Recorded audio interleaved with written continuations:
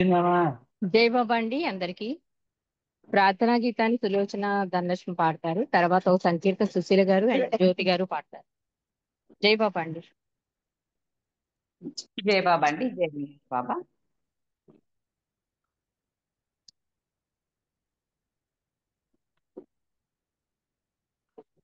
अवतार मेहर बाबा की जय।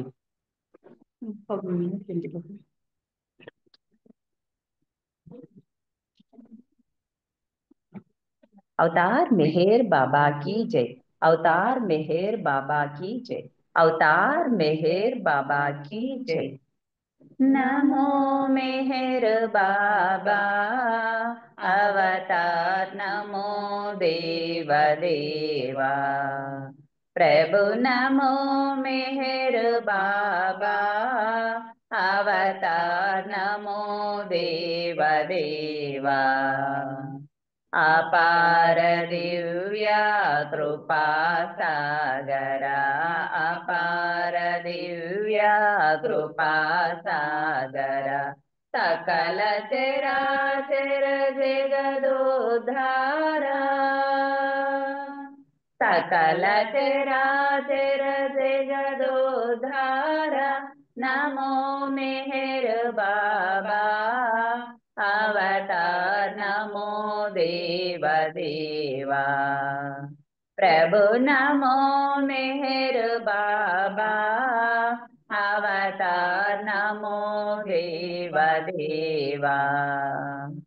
जोहारुलिवे श्री मेहेरु बाबा जोहारुलिवे श्री मेहेरु बाबा। महिमि जनिंचिन मानव रूपा महिमि जनिंचिन मानव रूपा इह परानंद जीवन जीवा इह परानंद जीवन जीवा। भव भय भंजन परम पावना भव भय भंजन परम पावना। नमो मेहर बाबा अवतार नमो देव देवा। प्रभु नमो मेहर बाबा अवतार नमो देव देवा। अज्ञानांधत अंतमुजेसी अज्ञानांधत अंतमुजेसी। दिव्य विज्ञान दृष्टि न संगी दिव्य विज्ञान दृष्टि न संगी।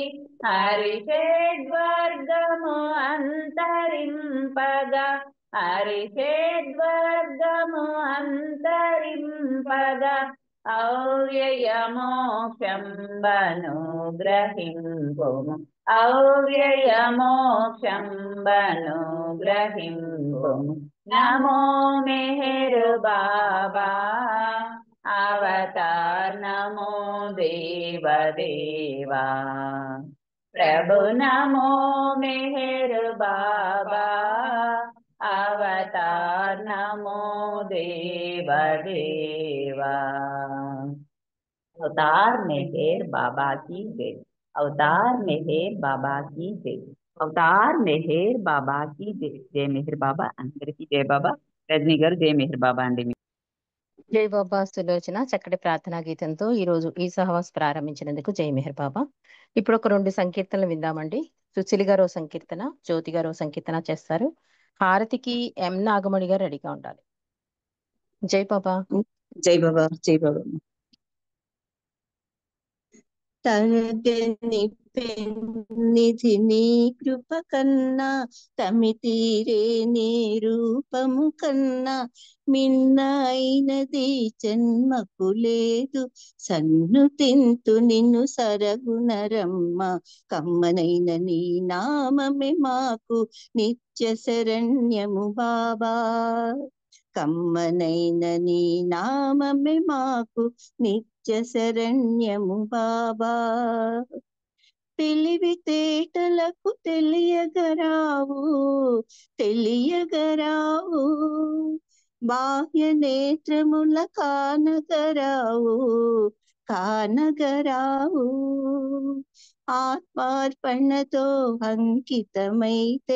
ఆత్మార్పణతో అంకితమైతే మూఢులకైనా గోచరింతువు కమ్మనైన నీ నామమే మాకు నిత్య శరణ్యము బాబా తరగని పెన్నిధి నీ కృప కన్నా తమితీరే నీ రూపము కన్నా మిన్నయైనది జన్మకు లేదు సన్నుతింతు నిను సరగుణరమ్మ కమ్మనైన నీ నామమే మాకు నిత్య శరణ్యము బాబా రాను రాను భగవంతుని రూపం శిలగా మారే పోను పోను భగవంతుని తత్వం తంతుగా మారే రాను రాను భగవంతుని రూపం శిలగా మారే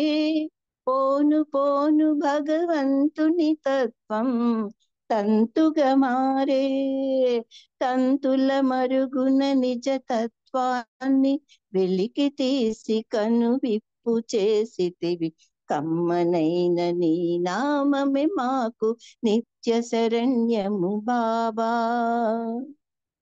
ఆర్తి తోడని నామము చేస్తూ ప్రేమ మీరని సేవలు చేస్తూ ఆర్తి తోడని నామము చేస్తూ ప్రేమ మీరని సేవలు చేస్తూ నీ దీవెనలకు పాత్రులమైన ప్రేమిక బృందము సభ్యులమయ్యా కమ్మనైన నీ నామమే మాకు నిత్య శరణ్యము బాబా తరగని పెన్నిధి నీ కృప కన్నా తమితీరే నీ రూపము కన్నా మిన్నయైనది జన్మకు లేదు సన్నుతింతు నిన్ను సరగుణరమ్మ కమ్మనైన నీ నామమే మాకు నిత్య శరణ్యము బాబా అవతార్ మెహర్ బాబా की जय बाबा मरसी జై బాబా జై అండి. బాబా అమ్మ. జై బాబా జ్యోతి గారు మీరు సంకీర్తన చేయండి, అనంతరం బుక్ రీడింగ్ లోకి వెళ్దాం. జై బాబా. అలాగేనమ్మా. జై బాబా. ఆశీర్వదించు ఆశీర్వదించు ఆశీర్వదించు ఆశీర్వదించు నీ మాటలే నేను చెప్పాలని నీ పాటలే నేను పాడాలని నీ మాటలే నేను చెప్పాలని నీ పాటలే నేను పాడాలని నీ సేవలోనే తరించాలని నీ పాదముల చెంత వరగాలని ఆశీర్వదించు ఆశీర్వదించు ఆశీర్వదించు ఆశీర్వదించు నీ నామమే ఎప్పుడు పలకాలని నీ రూపమే ఎప్పుడు తలచాలని నీ ప్రేమలో నేను మునగాలని నీ కోసమే నేను బ్రతకాలని ఆశీర్వదించు ఆశీర్వదించు నాలోని అహమంత అణగాలని నీ ప్రేమయే నాలో పెరగాలని 10 మందికి పంచి పెట్టాలని ఆనందమే నేను పొందాలని 10 మందికి పంచి పెట్టాలని ఆనందమే నేను పొందాలని ఆశీర్వదించు ఆశీర్వదించు ఆశీర్వదించు ఆశీర్వదించు అవతార్ మెహర్ బాబా की జై జై బాబా అమ్మ రజని అందరికీ జై బాబా అండి జై బాబా అండి. చక్కటి సంకీర్తనలతో ఈరోజు ఈ సహవాసీలా బాబా ప్రారంభించుకున్నారు. మనం గత కొన్ని రోజులుగా అంటే ఒక 2-3 డేస్ నుంచి హవీ మాస్టర్స్ వర్క్స్ ఐవిడ్ జ్యూస్ గారు రాసిన పుస్తకం, అది తెలుగు ట్రాన్స్లేషన్ అక్బర్ కృష్ణ గారు చేశారు, సద్గురు కార్యసరళి. దీని గురించి మనం పరిచయం చేసుకున్నామండి. అంటే ఈ పుస్తకంలో ముందు పరిచయ విషయాలన్నీ కూడా తెలుసుకున్నాం, అసలు అధ్యాయంలోకి అడుగెడుతున్నాం. ముందుగా ఒకసారి ఏం తెలుసుకున్నామనేది ఒక్కసారి మననం చేసుకుని ఈ రోజు విషయంలోకి వద్దాం. ఐవిడ్ జ్యూస్ ఒక సూఫీజానికి ముర్షిదాగా గురువుగా సెలెక్ట్ అవుతారు. కానీ ఆవిడ గురువు చెప్తారన్నమాట. ఈ సూఫీయిజం గురువు మెహర్ బాబాని కలవమని చెప్తారు. అందుకని ఈ గురువు స్థానం తీసుకునే ముందే మెహర్ బాబాని కలుస్తారు.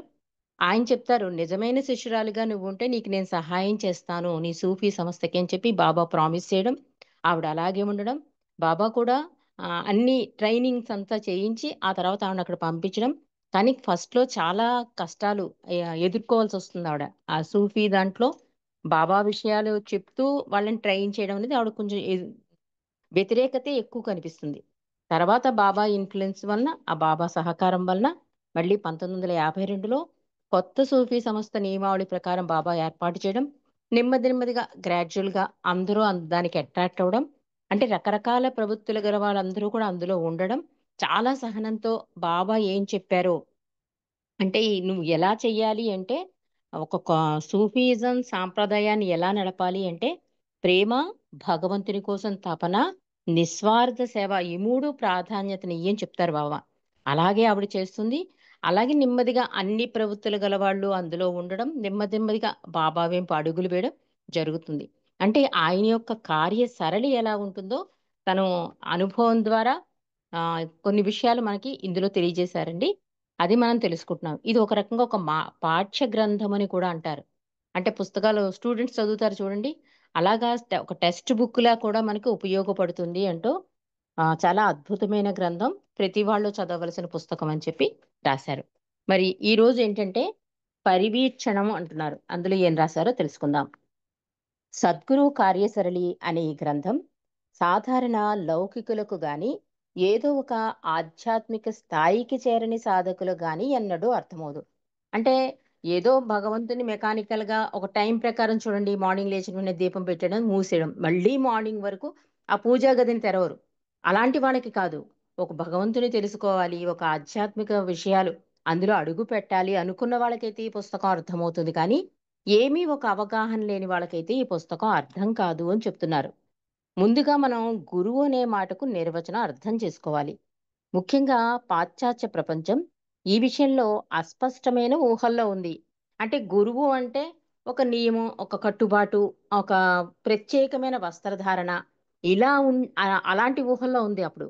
కానీ బాబా ఎప్పుడైతే గాడ్ స్పీక్స్ ప్రచురించబడే వరకు కూడా మనకి కూడానండి జీవితం అంటే ఏంటి, అసలు జీవన స్రవంతి ఏంటి ఏంటి, మనం ఎందుకు వచ్చాం, మనం ఎక్కడికి వెళ్ళాలి, దేన్ని పట్టుకోవాలి, ఇవన్నీ కూడా గాడ్ స్పీక్స్ లో బాబా చాలా స్పష్టంగా ఈ విషయాలు తెలియపరిచారు.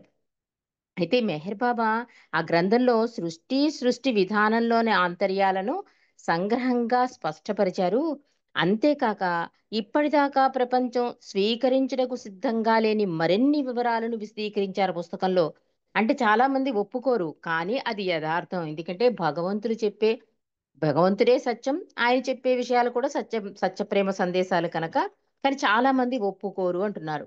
కర్మ, పునర్జన్మలకు సంబంధించిన జ్ఞానం ఆ అన్నది వాళ్ళకి అవగతం కాలేదు. కానీ మనకిప్పుడు ఈ గాడ్ స్పీక్స్ వల్లనైతే, బాబా డిస్కోర్సెస్ వల్లనైతే ఒక అవగాహన అయితే, అంటే ఒక ఆత్మ ప్రయాణం ఎలా జరుగుతుంది, ఎలాంటి ప్రయాణం చేయాలి మనం అన్నది బాబా చాలా స్పష్టంగా దీనిలో విశదీకరించారు అని చెప్తున్నారు.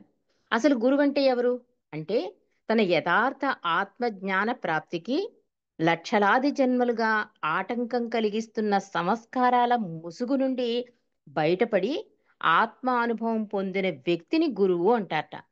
అంటే అతనికి ఆత్మజ్ఞానము అంటే ఇక్కడ బాబా ఏమంటారంటే యథార్థమైన ఆత్మజ్ఞానాన్ని పొందడమే భగవదైక్యాన్ని పొందడం అంటున్నారు బాబా. అంటే అలాంటి స్థాయిలో ఉండాలన్నమాట. గురువు అన్నవాడు ఎప్పుడూ కూడా అలాంటి స్థాయిలో ఉండాలి.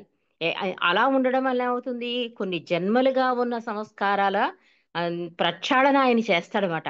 అలాంటి ప్రక్షాళన చేయగలిగిన వ్యక్తినే మనం గురువు అనాలి అని చెప్తున్నారు ఇక్కడ. అటువంటి అనుభవం క్రమక్రమంగా వస్తుంది, ఒక్కసారిగా రాదు ఎవరికి కూడా.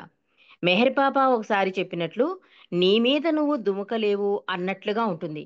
అంటే మనంతట మనం ఎప్పుడూ కూడా ఆ స్థాయికి చేరలేమండి. ఒక దైవీ మానవుడు గాని సద్గురువు సహకారం గాని ఉంటే గాని మనం ఆ స్థితికి వెళ్ళలేము అని చెప్తున్నారు. మెహర్ బాబా చైతన్య భూమికలను, ఆధ్యాత్మిక ప్రయాణాలను పూర్తిగా వివరిస్తూ 5, 6, 7 చైతన్య భూమికలలో పనిచేస్తున్న ఆత్మలు మాత్రమే ఆధ్యాత్మిక సాధకులకు నిజ మార్గదర్శకనం చెయ్యగలరని తెలియజేశారు. దిగువ భూమికలు అంటే 1, 2, 3, 4 ఉంటాయి కదా. ఆ దిగువ భూమికల అనుభవంలోని ఆత్మలు మేధోపరమైన విశ్వాసం కలిగించగలరే తప్ప ఆధ్యాత్మిక సాధకుల కర్మలు, సంస్కార విషయాలలో జోక్యం కలిగించుకోరు. ఎందుకంటే 5వ భూమికలోని యోగులు లేదా 6వ చైతన్య భూమికకు చేరుకున్న వారు మాత్రమే అట్టి సహాయం చేయగలరు. అంటే 4గో భూమిక వరకు కూడా ఎంత కష్టపడి వచ్చినా కూడా 4గో భూమిక దగ్గర కొన్ని అట్రాక్ట్ అయిపోతాడండి వాడు. అంటే వాడికి కొన్ని శక్తులు వస్తాయి, వాటిని దుర్వినియోగం చేసుకోకుండా ముందుకెళ్ళిపోతే పర్వాలేదు. ఇంకా 5వ భూమిక నుంచి బాబా చెప్పినట్లుగా ఒక గురు స్థానానికి వెళ్ళడానికి అవకాశం ఉంటుంది. ఎప్పుడైతే వీడు 4వ భూమికలో ఉండి శక్తులు అన్ని ఉపయోగిస్తూ ఉంటాడో వాడి వల్ల ఏ ప్రయోజనము ఉండదు అని చెప్తున్నారు బాబా. కానీ అది దాటడం చాలా కష్టము అని చెప్తున్నారు. 5వ చైతన్య భూమికను చేరుకున్న ఆత్మకు క్రింది భూమికల్లోనికి దిగజారే అవకాశం లేదు. ఇంకా 5వ భూమికి వచ్చేసాడంటే వాడింకా కింద భూమికి దిగజారే అవకాశమే ఉండదు అని చెప్తున్నారు. మనం ఒకసారి ఇది చదివేశాకండి, రేపు రేపు ఒకసారి ఒక్కొక్క భూమికలో ఏం జరుగుతుంది ఆత్మకి అన్నది కూడా ఒకసారి మనం పరిచయం చేసుకుందాం. ఈ పుస్తకంలో లేకపోయినా అసలు భూమికలు అంటే ఏంటి, ఈ భూమికల్లో ఏం జరుగుతుంది, 5వ భూమిక నుంచి ఎలాంటి మార్పు, ఈ విషయాలన్నీ కూడా బాబా గాడ్ స్పీక్స్ లో చెప్పారు కనుక వాటిని క్లుప్తంగా మనం పరిచయం చేసుకుందాం. చేసుకుంటే అప్పుడు మనం ముందుకు వెళ్ళడానికి, ఈ పుస్తకంలో విషయాలు ముందుకు వెళ్ళడానికి మనకి అవకాశం ఉంటుంది. ఈరోజు బాబా ఏం చెప్తున్నారంటే ఈ 5వ చైతన్య భూమికి చేరుకున్న ఆత్మకి క్రింద భూమికల్లోకి అంటే ఇంక మళ్ళీ దిగిపోవడం ఉండదు, 4కి 3కి దిగడానికి ఉండదు. సద్గురువులు 7వ చైతన్య భూమిక అనుభవంలో ప్రవేశించి భగవత్ సాక్షాత్కారమును, భగవద్ ఐక్యతను పొంది ఉంటారు. అంటే వాళ్ళ సద్గురువు అంటే వాళ్ళకి భగవత్ సాక్షాత్కారం జరుగుతుంది, భగవద్ ఐక్యతను కూడా పొంది ఉంటారు. కానీ భగవంతుని యొక్క దివ్య ప్రణాళిక ప్రకారం ఆయన చెప్తాడండి, ఈ టైములో వెళ్ళి ఈ పని చేయాలని. మళ్ళీ ఆ భగవంతుని నిర్ణయం ప్రకారం సద్గురువులు కిందకు వస్తారు. కానీ వాళ్ళు ఏంటంటే ఆయన దివ్య ప్రణాళికను బట్టి అనుసరిస్తారే తప్ప ఎక్స్ట్రా ఏమీ చేయరు వాళ్ళు. కానీ అవతారుడు అలా కాదు, మొత్తం రాయి నుంచి మానవుడి వరకు ప్రతి దానికి బాధ్యత వహిస్తాడు. అవతారుడికి సద్గురువుకి ఉన్న డిఫరెన్స్ అది. కాబట్టి కొన్ని అరుదైన ఆత్మలు 5, 6, 7 చైతన్య భూమిక అనుభవంలో ఉన్నప్పటికీ ఆధ్యాత్మిక ఆచార్య పీఠములకు సంబంధించిన బాధ్యతలు వారికి ఉండవు. అంటే దేనికి వాళ్ళు బాధ్యులు కారు. దైవ ప్రణాళిక ఒకటి ఉంటుంది, దాని ప్రకారం నడుచుకుని వెళ్ళిపోతారు. 5వ భూమికలో 56 మంది గురువులు, 6వ భూమికలో 56 గురువులు, 5 పరిపూర్ణ అంటే 7వ భూమికల్లో ఉన్న సద్గురువులు ఉంటారు అని చెప్తున్నారు. ఈ ఈ ఈ లిస్ట్ కూడా మనం మళ్ళీ ఇంకొంచెం డీటెయిల్ గా తెలుసుకుందామండి. అంటే ఈ భూమికలు 56 మంది ఎందుకుంటారు, ఇవన్నీ కూడా బాబా చాలా డీటెయిల్ గా ఇచ్చారు కనుక దీన్ని కూడా పరిచయం చేసుకుందాం. 700 లేదా 1400 పరిణామం గల 700 లేదా 1400 పరిణామము గల కాలచక్రం చివరిలో సృష్టికర్త భూమి మీద మానవ రూపంలో అవతరిస్తాడు. ఆయనను దైవీ మానవుడు లేదా రసూల్ అంటారు. అటువంటి అవతారునికి అర్పణయై ఆయన కోసం ఆయన మార్గదర్శకత్వంలో జీవించడం నేను చేసుకున్న అదృష్టం అంటున్నారు జ్యూసు. అందుచేత అవతార పురుషుని కార్యక్రమాలను పరిరక్షించిన నాడు ఆయన విధానాలను సహజంగానే ఈ గ్రంథంలో పొందుపరచడం జరిగింది. అంటే దగ్గరుండి చూసింది కదా, అందుకని చెప్తోంది ఆవిడ. సాధారణంగా ఆంగ్ల భాషలో భగవంతుణ్ణి హీ, హిస్, హిమ్, హూ అని పెద్ద అక్షరంతో ప్రారంభించి, అంటే హీ ఉందనుకోండి హెచ్ లెటర్ పెద్ద లెటర్ వేస్తారు, హిజ్ ఉందనుకోండి హెచ్ లెటర్ అన్ని స్టార్టింగ్ లెటర్స్ అన్ని కూడా క్యాపిటల్ లెటర్స్ పెడతారు. అలా సూచించడం సంప్రదాయం.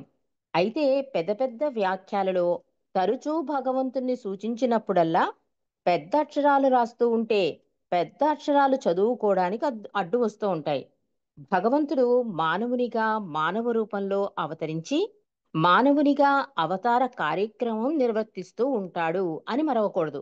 అందుచేత రచయిత్రి ఆంగ్ల భాషలో పెద్ద అక్షరాలను అండి. హలో, వినిపిస్తుందా? వినిపిస్తుందమ్మా ఇప్పుడు. వినిపిస్తోంది. ఒక్క నిమిషం. రామోదిని కాల్ చేస్తుంది, ఒకసారి కాల్ చేయండి. కాల్ వస్తుంది.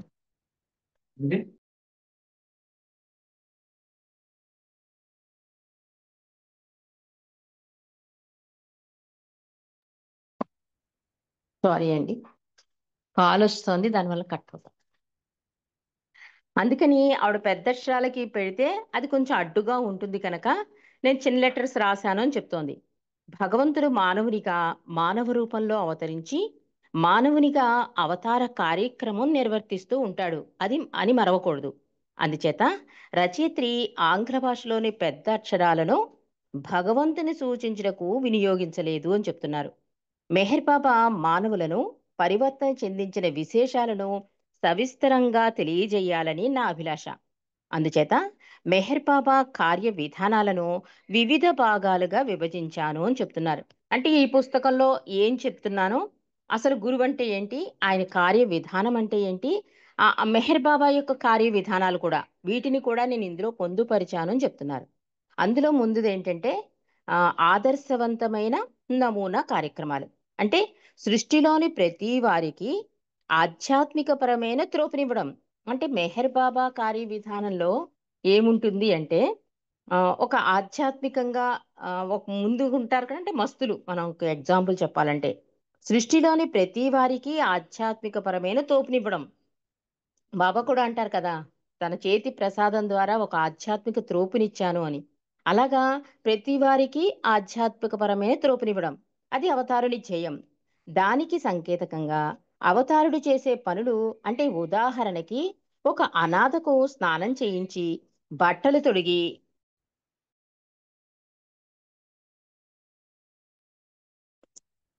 తొడిగి భోజనం తినిపించడం. దీనివల్ల సృష్టిలోని అనాథలను అనాథాశ్రయాలకు లేదా కొన్ని ప్రత్యేక ప్రాంతాలలోని అనాథాశ్రయాలకు లబ్ధి చేకూరుతుంది. ఎందుకంటే అవతారుడు ఏ చిన్న కార్యం చేసినా విశ్వానికంతటికీ ప్రయోజనం చేకూరుతుందని బాబా చెప్పారు.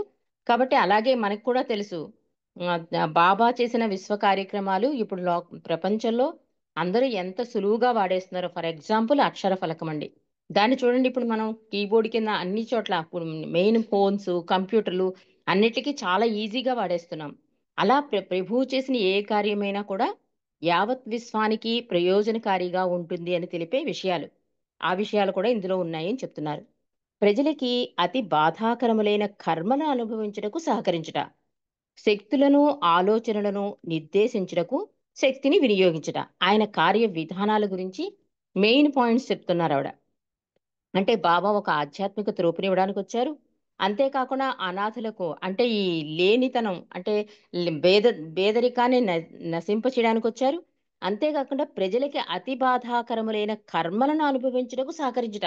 అందుకే కదా బాబా ప్రతి కర్మ ముందు మార్నింగ్ లేచేటప్పుడు, నైట్ పడుకేటప్పుడు నాకు అప్పచెప్పండి, తర్వాత నేను బాధ్యత వహిస్తాను. అంటే కర్మఫలం అనుభవించక తప్పదు, నీ కర్మలో ఇంటర్ఫీర్ అవ్వను కానీ దాన్ని ఎదుర్కొనే శక్తిని నేను ఇస్తానని బాబా మనకి ప్రామిస్ ఇచ్చారు కనుక ఇక్కడ ఆవిడ కూడా ఏం చెప్తున్నారంటే అతి బాధాకరములైన కర్మలను అనుభవించుటకు సహకరించుట అంటే ఆయన సహాయం అందించడానికి, శక్తులను ఆలోచనలను నిర్దేశించుటకు శక్తిని వినియోగించుట, మస్తుల ఆధ్యాత్మిక పరిశుద్ధతను ప్రపంచం సహాయం కొరకు వినియోగించుట,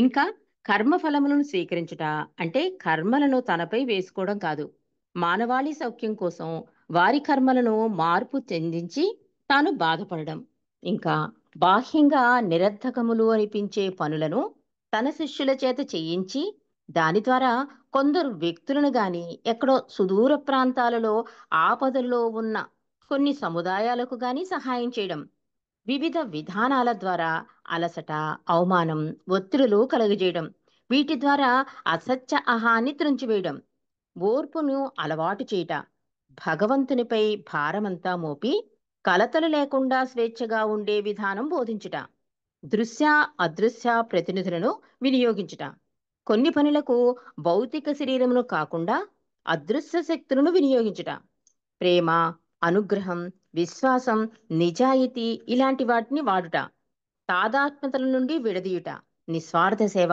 ఇలా ఉంటుంది మెహర్ బాబా యొక్క కార్య విధానాలు అని చెప్తున్నారు. అవి కొన్ని భాగాలుగా చేసి ఈ పుస్తకంలో ఇవ్వడం అని చెప్తున్నారు. అలాగే మహత్తులు, మహిమలు ఇలా వివిధ భాగాలుగా ఉంటుంది ఈ గ్రంథంలో అని చెప్తూ ఈ గ్రంథం చివరిలో వీటన్నిటినీ అనేక ఉదాహరణలు అనుబంధంలో కనిపిస్తాయి. మూల గ్రంథంలో ఉదాహరణలు సూచించే సంఖ్యలు ఇవ్వబడ్డాయి. దాని ద్వారా అవతారుడు వ్యక్తిగతంగాను సమిష్టిగాను ప్రతి అవతారంలోనూ చేసిన పనులు వివరించడం జరిగింది. 5వ భూమికలోని గురువులు వినియోగించే విధానాలకు 6వ భూమికలోని గురువుల విధానాలకు వ్యత్యాసం ఉంటుంది. అలాగే సద్గురువు అవలంబించే విధానాలకు ఈ గురువుల విధానాలకు భేదం ఉంటుంది. అయినప్పటికీ 5, 6 భూమికల్లోని గురువులు అవతారిని యుక్తులను, ఉపాయాలను అనుసరిస్తారు. అయితే వారు కొలది మంది సాధకులకు ప్రపంచంలోని కొన్ని ప్రాంతాలకు మాత్రమే పరిమితమై ఉంటారు. అవతారుడు అందరితోనూ అన్నిటితోనూ సంబంధం పడి ఉంటాడు. సద్గురువు మాత్రమే సాధకుడిని 6, 7 భూమికల మధ్య గల ఆ, గర్తమును దాటించగలడని, అట్టి సద్గురువు యొక్క అనుగ్రహం చేతనే భగవత్ సాక్షాత్కారం లభిస్తుందని మెహర్ బాబా సజీవులై మన మధ్యలో ఉన్నప్పుడు పదే పదే తెలియజేశారు. ఇక జనవరిలో ఇదొక్కటి పేజీ చదివేసి ఆప్ చేస్తానండి. జనవరిలో మెహర్ బాబా దేహ త్యాగం చేసిన తర్వాత అనేక మంది సద్గురువుని అన్వేషించడం ప్రారంభించారు.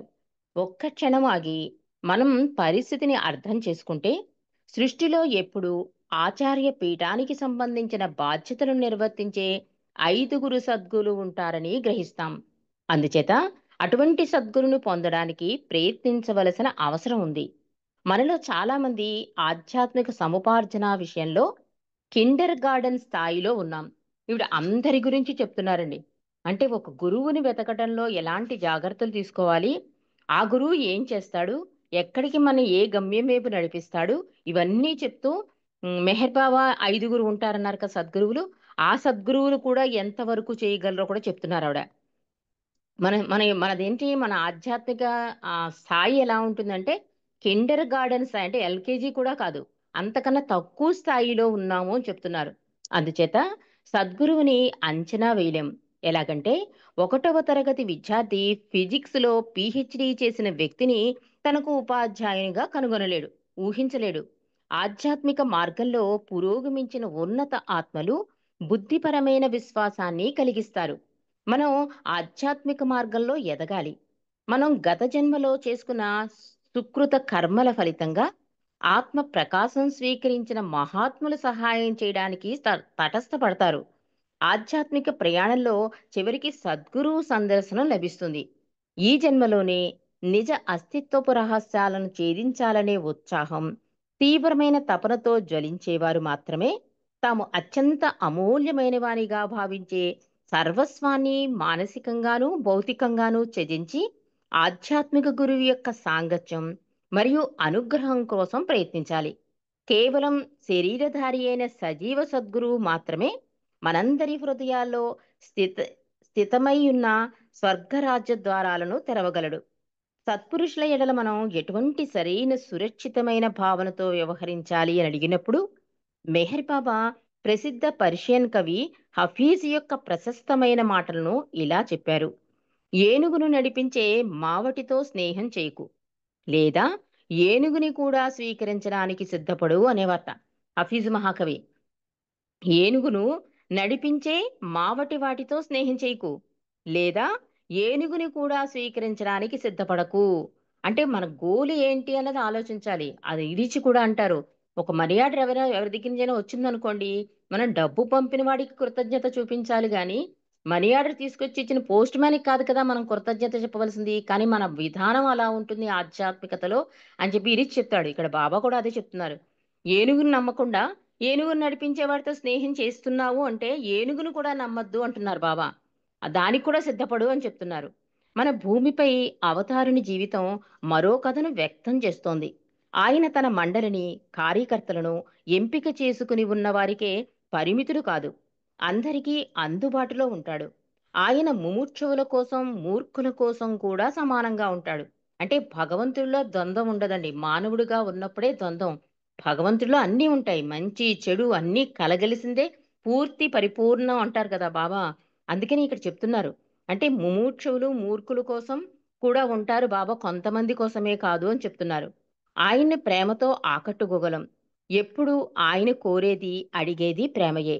మనం ఆయనను హృదయపూర్వకంగా ప్రేమించి భగవంతుని కోరుకుంటే అవతార పురుషుడు కనురెప్పపాటు కాలంలో మన సంస్కారాలను నిర్మూలించగలడు, భగవత్ సాక్షాత్కారాన్ని ప్రసాదించగలడు. ఆయన సాధారణ మార్గాన్నే ఎంచుకుని శిష్యుడి ఎడల కఠినంగా ఎందుకు వ్యవహరిస్తారు అని అడిగినప్పుడు ఈ విధంగా విశదీకరించారు బాబా. ఎవరికైనా ఒక్క క్షణంలో సాక్షాత్కారాన్ని కలిగించవచ్చు. అప్పుడది కేవలం వారికి వినియోగపడుతుందే తప్ప ఇతరులకు వినియోగపడదు. గురువు యొక్క మార్గదర్శకత్వంలో చేసిన సాధనలు, త్యాగాలు, అనుభవించిన కష్టాల మూలంగా సాక్షాత్కారం లభించినప్పుడు ఇతరులను ఆధ్యాత్మికంగా మేల్కొల్పే శక్తి, అధికారము ప్రాప్తిస్తుంది. అందుకే మండలి సాధనలుగా, బాబా సాధనలుగా ఎందుకున్నారంటే వాళ్ళు ఒకసారి రుస్తుంబి ఫలహాటి కూడా అంటాడండి, భగవత్ సాక్షాత్కారం ఇచ్చే శక్తి కూడా వాళ్ళలో ఉందా అంటే దాటేస్తాడు ఎరిచి. తర్వాత బావూజీ చెప్తాడు, ఒక మాయం ముసుగు వేసి తీసుకొస్తాట మండలిని బాబా. రాకపోతే తన దివ్య విశ్వ కార్యక్రమానికి వాళ్ళు ఉపయోగపడరని ఒక మాయం ముసుగు వేసుకుంటారు. కాబట్టి ఇతరులను ఆధ్యాత్మికంగా మేల్కొల్పే శక్తి, అధికారం ప్రాప్తిస్తుంది, ఉంటుంది వాళ్ళకి. కానీ భగవంతుడి కార్యానికి అడ్డు కనుక తనకి సర్వార్పణ మండలికి ఆ ముసుగు అన్నది ఉంటుందని ఇరిచి ద్వారా, బావుజీ ద్వారా మనం తెలుసుకున్నాం. ఇక్కడ కూడా ఏమంటున్నారు, ఎన్నో కష్టాలు, ఎన్నో అవన్నీ అనుభవించాక వాళ్ళకి భగవత్ సాక్షాత్కారం లభిస్తుంది, ఇంకొకరిని గమ్యం కూడా చేర్చగలరు, కానీ అధికారం ప్రాప్తిస్తుందని చెప్తున్నారు. మరో ముఖ్య విషయం ఏమిటంటే మన కర్మ సంస్కారాల సమతుల్యత చెందాలి. ఇది చాలా బాబా సర్కిల్ వారికి ఎంతవరకు అన్వయిస్తుందో నాకు తెలియదు, కానీ అంటే రెండు సమానమైతేనే కదా భగవంతుల్లో చేరతాం. అది మంచైనా చెడ్డైనా సంస్కారాలు బ్యాలెన్స్ అయిపోవాలి. కానీ ఈవిడేమంటున్నారంటే ఆయన సర్కిల్ అంటే మండలికి ఇది వర్తిస్తుందో లేదో నాకు తెలియదు అంటున్నారు. ఆ మీలా ఏంటిది ఇక్కడ అర్థం, మహాయోగికి అతని గురువు అనేక కఠిన పరీక్షలు పెట్టినా తర్వాతనే నిగూఢ ఆంతరిక సత్యాలను బోధించాడు. భగవద్ వచనంలో పేర్కొన్న గౌశాలీషా కథనం ఈ విషయాన్ని స్పష్టపరుస్తుంది. ఒక వ్యక్తి బాగా కిలుము తుప్పు పట్టిన 2 పాత్రలను శుభ్రం చేయమని 2 వేర్వేరు వ్యక్తులకు ఇచ్చాడు. వారిలో మంచి పనతనం గలవాడు 40 రోజులు శ్రమించి దానిని బాగుపరిచాడు. రెండోవాడు దానిని ధూళిని నిప్పుతో కాల్చి ఇచ్చాడు. ఈ రెండవ పాత్ర బాగా అరిగి బలహీనపడింది. శుభ్రం చేయడానికి ఎక్కువ సమయం వెచ్చించిన మొదటి పాత్ర చాలా కాలం వాడుకోవడానికి వీలుపడింది అని గాడ్ స్పీక్స్ లో చెప్పారట. అవతారుడు ఆవిర్భవించినప్పుడు సర్వ సృష్టికి ఆధ్యాత్మిక త్రోపునిస్తాడు. సృష్టిలోని సర్వజనులు, ప్రాణులు ఆయన రాక వలన ఆధ్యాత్మిక ప్రయోజనం పొందుతారు అని బాబా చెప్పారు. ఇక్కడితో ఈ పరివీక్షణం అనే అధ్యాయం ముగిసిందండి. రేపటి రోజు వేడుకోలు 1948 ఉంది. కానీ దానికి ముందుగా గాడ్ స్పీక్స్ లో బాబా చెప్పిన ఈ భూమికలు, ఆ గురువు స్థానం అదొక్కసారి కూడా మనం పరిచయం చేసుకుందాం రేపు రోజు. అవతార్ మెహర్ బాబాకి జై. హారతికి ఎం నాగమణి గారు చెప్పాను, ఆవిడ ఉన్నారా? లేకపోతే శాంత, ఆకుల శాంత గారు బాబాకి హారతి ఇవ్వాలి. జై బాబా అండి.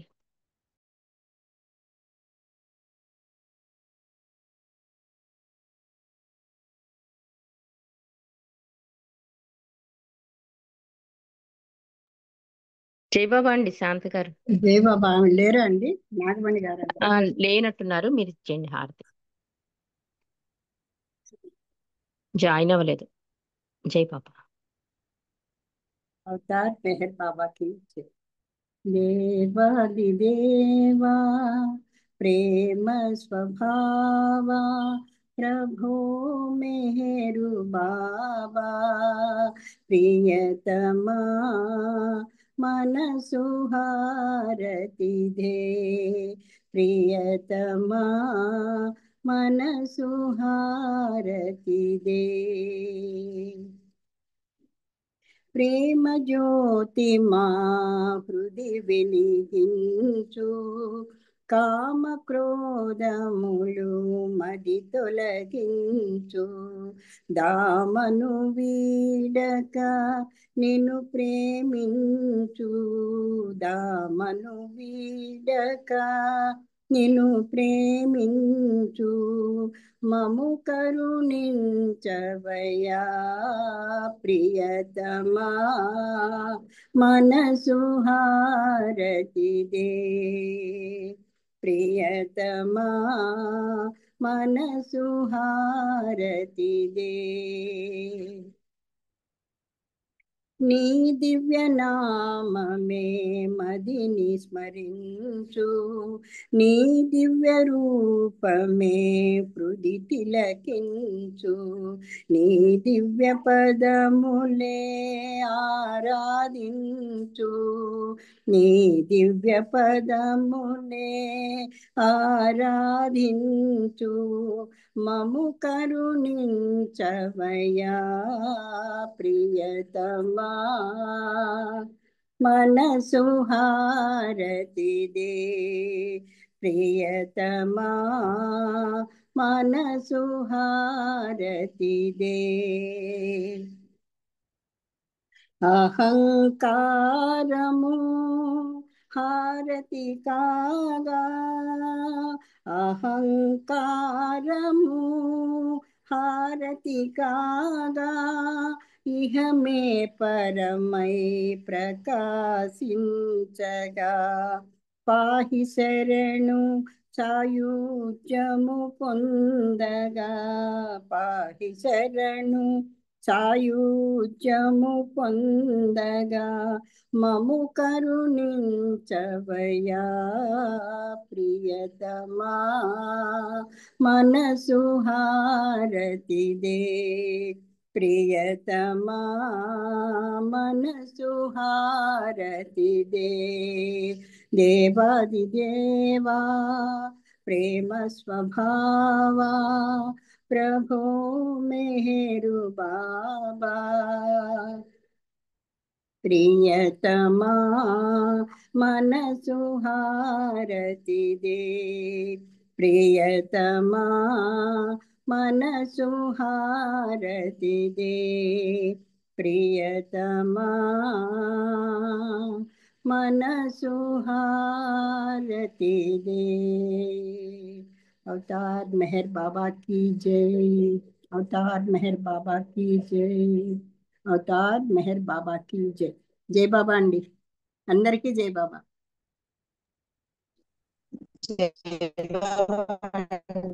జై బాబా అండి, అందరికీ జై బాబా.